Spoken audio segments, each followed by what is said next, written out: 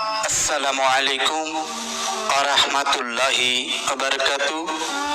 প্রিয় দর্শক শ্রোতা, আজ আমি আলোচনা করব আল্লাহর খাস নাম কি, কোন নামে আল্লাহকে ডাকলে আল্লাহ সাড়া দেয়।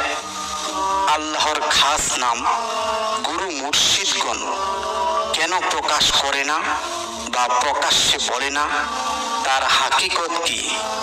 আসুন আল্লাহর প্রকৃত খাস নাম কি, কোন নামে সর্বদা জিকির করতে হয়, কোন নামে জিকির করলে আল্লাহর ওলি হওয়া যায়, যে নামে আল্লাহর সকল ওলি আউলিয়াগণ জিকির করে, যে নামে সকল নবী রাসূলগণ জিকির করেন এবং কোরআনে আল্লাহ জিকিরের কথা বলেছেন, যে নামে জিকির করলে অন্তর সমূহ আরাম লাভ করিয়া থাকে। আসুন আল্লাহর সেই খাস নাম কি তা জেনে নেওয়া যাক। আসলে বিভিন্ন তরিকতে বিভিন্ন মূল তালিম থাকে। কারো মতে বা কারো সাধনার সিদ্ধি লাভে যে তালিম আছে তা হয়তো অন্য তরিকতে মিল খায় না, আর আরেক তালিম বা অন্য তরিকতের সিলসিলা বা তালিম অন্য তরিকতে তার হাকিকত ও দর্শন মিল খায় না।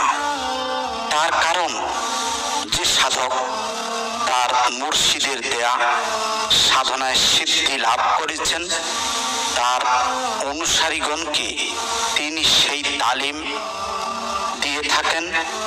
তাই এক এক তরিকতে এক এক মতো সাধনা, তবে হয়তো তাদের আকীদা আলাদা হতে পারে, কিন্তু আল্লাহর জাত এক। মূল দর্শনে যখন যাবেন তখন সকল তরিকতের মূল তালিম এক অর্থ বহন করে।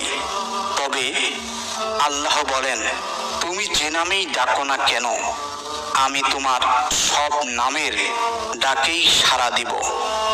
তবে সকল সুন্দর নামই আল্লাহর নাম।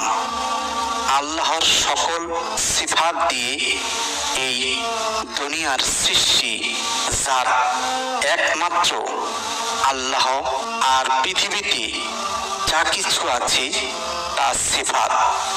আল্লাহ কোরআনে সূরা আর-রাদের 28 নম্বর